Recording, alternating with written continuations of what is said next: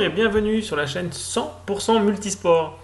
Alors, comme promis, aujourd'hui, je vais vous faire un pronostic pour la première fois sur le tennis. Et oui, j'ai fait que sur le football actuellement. Mais voilà, donc là, j'ai décidé de faire une pronostic sur le tennis. On profite de la trêve. Et je me profite de faire de parler de football et de la trêve pour parler des pronostics du week-end dernier qui ont été vraiment plutôt positifs. 3 sur 4. Le seul qui n'a pas été bon, c'est Lille contre Nîmes. Malheureusement, j'avais dit qu'il y avait un bémol et le bémol s'est passé et qui s'est produit. C'est donc le problème des erreurs individuelles de Lille. Malheureusement, ils ont fait une faute dans la surface de réparation et ça a relancé l'équipe de Nîmes, même si Nîmes avait fait un bon match pendant en première mi-temps, mais bon, voilà, fin de première mi-temps, penalty. Voilà, donc c'était mon petit bémol, c'est ce qui s'est produit, mais autrement, depuis déjà, donc la semaine d'avant, c'était positif aussi, c'était un sans faute et un remboursé. Et la semaine d'avant, c'était quand même aussi positif.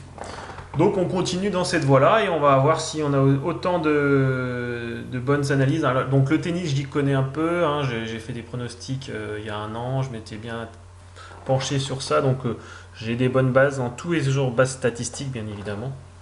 D'autant plus contre, donc là c'est un joueur tout joueur, head to head. Donc voilà, le match que je vous propose, donc Carreño Busta contre Dominic Thiem. Alors, ce qui m'a fait pencher donc sur ce match, plusieurs caractéristiques. Donc on voit déjà la confrontation, Dominic Thiem qui a gagné 7 fois en 8 matchs, principalement sur terre battue, mais aussi sur dur. Donc dernier match, c'était un match d'exhibition, je crois que c'est en janvier. Ça n'a pas trop de valeur, mais autrement, de manière générale, ça va être un match malgré tout assez serré. Ce sera la tendance. Donc après, il faut trouver des points qui va vers Thiem ou va vers l'Espagnol. Donc j'ai essayé de creuser dans ce match.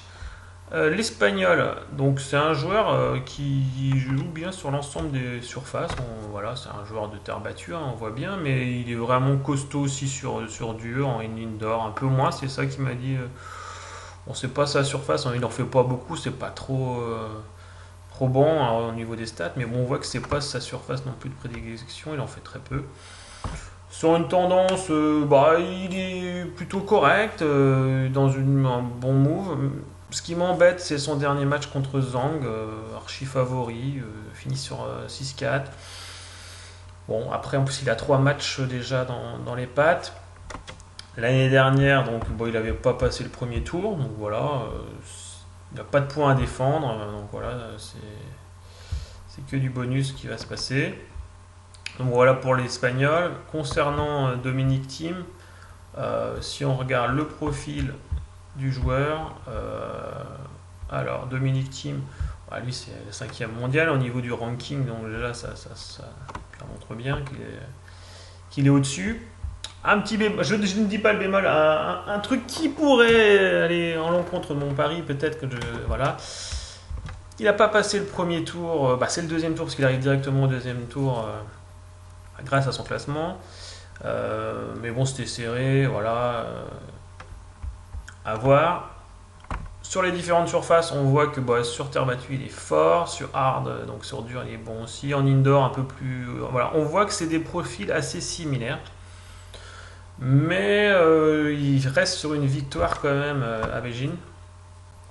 Et en plus, il a battu Tsitsipas. Il a bien fini le match, finissant fort. Donc c'est quand même plutôt probant. C'est pour ça que tous ces paramètres max sur la victoire de Dominic Thiem, aussi bien sur les confrontations directes, la qualité du joueur intrinsèquement est supérieure. La contre-performance pour moi contre Zhang de l'Espagnol, voilà, tout cela me donne une tendance Dominic Thiem. Et la cote, pour moi, je la trouve vraiment intéressante. Je le vois gagner 8 fois sur 10, hein, c'est pour ça. Donc, moi, c'est une cote pour moi à 1,25 pour Thiem. Et il est proposé à 1,42 donc sur Pinacle. Alors, je ne sais pas sur les autres sites en France, je ne sais pas à quel niveau c'est. Donc pour moi, victoire de Dominic Thiem. En espérant que cette vidéo vous ait plu, n'hésitez pas à vous abonner, à liker. Si vous voulez plus de vidéos tennistiques, n'hésitez pas à le dire aussi. Donc voilà, c'était ma première, en espérant qu'il y ait bien d'autres pour faire un peu plus de sport sur tous les sports. Allez, ciao les amis!